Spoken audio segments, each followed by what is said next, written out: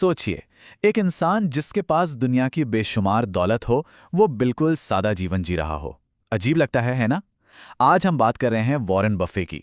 एक ऐसा नाम जो दौलत का दूसरा नाम है, लेकिन जिसकी पहचान उसकी सादगी से है। तो सवाल ये उठता है कि ओमाहा का एक आम सा लड़का दुनिया का सबसे बड़ा इन्वेस्टर कैसे बन गया। चलिए इसी दिलचस्प कहानी में उतरते हैं। देखिए, एक तरफ तो है खरबों की दौलत और दूसरी तरफ एकदम आम सी जिंदगी। वॉरेन बफेट की जिंदगी सही मायनों में इन दो सिरों के बीच की एक बहुत ही मजेदार कहानी है। मतलब जरा सोचिए, आज भी उसी घर में रहते हैं जो 1958 में खरीदा था। खाना क्या पसंद है? Simple burger. रोज कोका कोला पीते हैं। और महंगे महंगे गैजेट्स? ना, उनसे तो दूर ही रहते हैं। ये बातें उनकी दौलत के साथ बिल्कुल मेल नहीं खाती, है ना? अब उनकी ये कहानी वॉल स्ट्रीट से शुरू नहीं होती। नहीं, ये तो बहुत पहले उनके बचपन में ही शुरू हो गई थी, जब उनके अंदर एक बिजनेसमैन जन्म ले रहा था। और ये देखिए, सिर्फ 7 साल की उम्र में अपने दादा की दुकान से कोका कोला की बोतलें बेचते थे।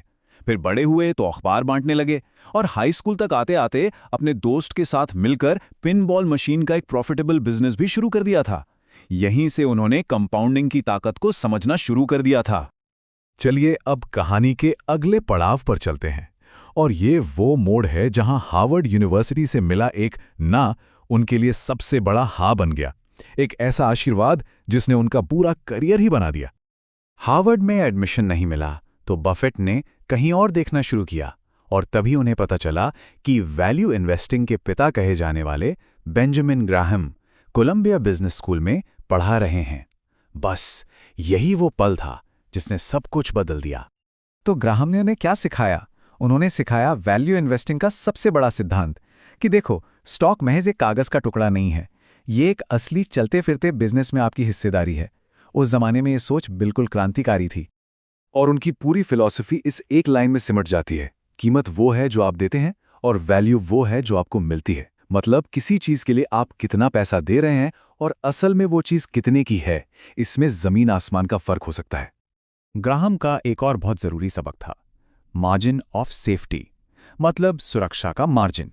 इसका सीधा सा मतलब है कि किसी शानदार बिजनेस को उसकी असल कीमत से बहुत कम दाम पर खरीदो। इससे क्या होता है? इससे गलती की गुंजाइश लगभग खत्म हो जाती है। तो बस इसी ज्ञान के साथ बफेट ने अपना सबसे बड़ा दांव खेला।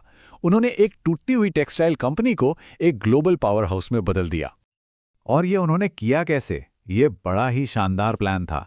सबसे पहले उन्होंने बर्कशायर हैथवे नाम की एक फेल हो रही टेक्सटाइल मिल पर कंट्रोल किया। फिर उन्हें समझ आ गया कि इस कपड़े के बिजनेस में कोई भविष्य नहीं है। इसके बाद उन्होंने एक इंश्योरेंस कंपनी खरीदी और यहीं से असली खेल शुरू हुआ। वो इंश्योरेंस प्रीमियम से मिले पैसों को दूसरी शानदार कंपनियों में इन्वेस्ट करने लगे। इसमें उनका सीक्रेट वेपन था फ्लोट। अब ये फ्लोट क्या है? ये वो पैसा है जो इंश्योरेंस कंपनी प्रीमियम के तौर पर लोगों से लेती है, लेकिन क्लेम चुकाने से पहले तक वो पैसा कंपनी के पास ही रहता है। तो बफेट इस पैसे को अपने फायदे के लिए इन्वेस्ट कर सकते थे। सोचिए, ये तो दूसरों के पैसों से पैसा बनाने जैसा था। तो आखिर बफेट के वो सुनहरे नियम क्या हैं? वो कौन से सिद्धांत हैं जिनकी वजह से उन्हें इतनी जबरदस्त कामयाबी मिली? बफेट के नियम बहुत ही सिंपल हैं। रूल नंबर 1, कभी पैसा मत गवाओ। और रूल नंबर 2, रूल नंबर 1 को कभी मत भूलो। सुनने में कितना आसान लगता है ना, लेकिन उनकी पूरी इन्वेस्टिंग फिलॉसफी इसी के इर्द गिर्द घूमती है। वो स्टॉक नहीं, पूरा बिजनेस खरीदते हैं और वो हमेशा के लिए इन्वेस्ट करते हैं। उनका फोकस हमेशा ऐसी कंपनियों पर होता है जिनके पास एक मजबूत कॉम्पिटिटिव एडवांटेज हो। इसी को वो इकोनॉमिक मोट कहते हैं। जैसे कोका कोला का ब्रांड। आज दुनिया में कोई भी दूसरी कंपनी रातों रात कोका कोला नहीं बन सकती। यही है उसका मोट, उसका सुरक्षा कवच। लेकिन देखिए, बफेट की कहानी सिर्फ दौलत जमा करने की नहीं है। ये इस बारे में भी है कि उस दौलत का करना क्या है। उन्होंने अपनी 99% से ज्यादा दौलत दान करने का वादा किया है। ये उनकी विरासत का सबसे बड़ा हिस्सा है।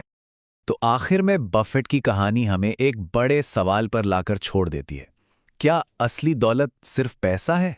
उनकी जिंदगी हमें सिखाती है कि वित्तीय सफलता कैसे हासिल करें, पर शायद उससे भी ज्यादा ये सिखाती है कि एक अमीर मतलब एक सार्थक जीवन का मतलब क्या होता है।